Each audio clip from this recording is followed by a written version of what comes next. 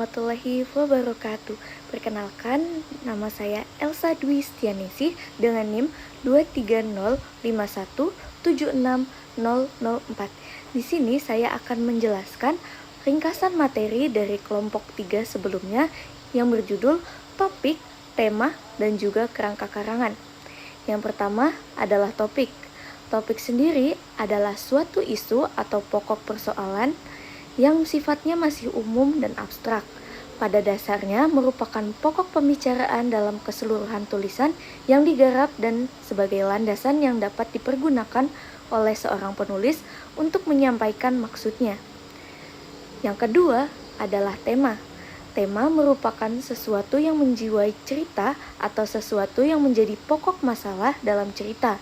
Dalam tema tersirat amanat atau tujuan pengarang menulis cerita. Yang ketiga, ada kerangka karangan. Kerangka karangan adalah suatu rencana kerja yang memuat ketentuan-ketentuan pokok bagaimana suatu topik harus diperinci dan dikembangkan, serta memungkinkan seseorang penulis membedakan gagasan-gagasan utama dari gagasan tambahan. Kemudian, apa sih hubungan antara topik, tema, dan juga kerangka karangan itu? Topik berdiri sebagai fondasinya. Tanpa topik yang jelas, penulis akan kesulitan menentukan arah dan fokus tulisan.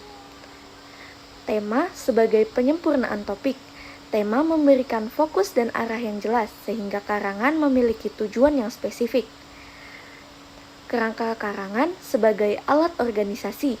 Kerangka karangan membantu penulis mengorganisir ide-ide yang berkaitan dengan tema dan topik, sehingga tulisan menjadi sistematis dan logis. Kemudian, ada beberapa cara menentukan tema dalam cerita. Yang pertama, menentukan tujuan menulis. Apakah ingin menyampaikan pesan menghibur atau menceritakan sesuatu? Tujuan ini membantu menemukan tema yang tepat. Kedua, kenali unsur cerita. Kita perlu mengenali karakter, alur, dan latar agar bisa membantu memahami cerita dan tema yang cocok. Ketiga, pilihlah cara menyampaikan tema. Bisa menggunakan simbol, perbandingan, atau metode lain agar tema lebih jelas bagi pembaca. Keempat, susun penempatan tema dalam cerita. Pastikan tema muncul sejak awal, berkembang di tengah, dan tersampaikan dengan baik di akhir cerita. 5. Pastikan tema berpengaruh pada cerita.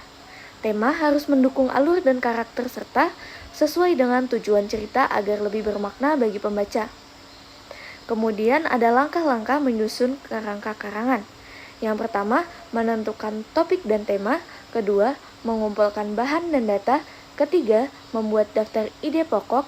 Keempat, mengelompokkan ide pokok. Kelima, menyusun kerangka karangan. Kemudian ada contoh urutan kerangka karangan. Yang pertama adalah pendahuluan. Di sini berisi latar belakang, rumusan masalah, dan tujuan.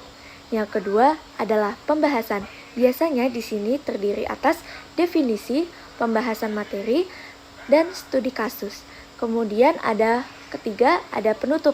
Biasanya penutup berisi kesimpulan dan saran.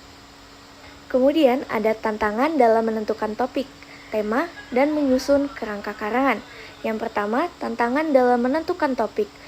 Dalam tantangan menentukan topik, biasanya penulis kesulitan menentukan topik yang menarik dan topik terlalu luas atau terlalu sempit. Kedua, tantangan dalam menentukan tema. Biasanya penulis membuat tema yang kurang spesifik dan tema kurang relevan dengan topik. Ketiga, tantangan dalam menyusun kerangka karangan. Yang pertama, biasanya kerangka karangan tidak terstruktur dan yang kedua, kurangnya ide pendukung. Sekian penjelasan saya mengenai ringkasan mengenai kelompok sebelumnya, yaitu tentang topik, tema, dan juga kerangka karangan. Sekian dan terima kasih. Wassalamualaikum warahmatullahi wabarakatuh.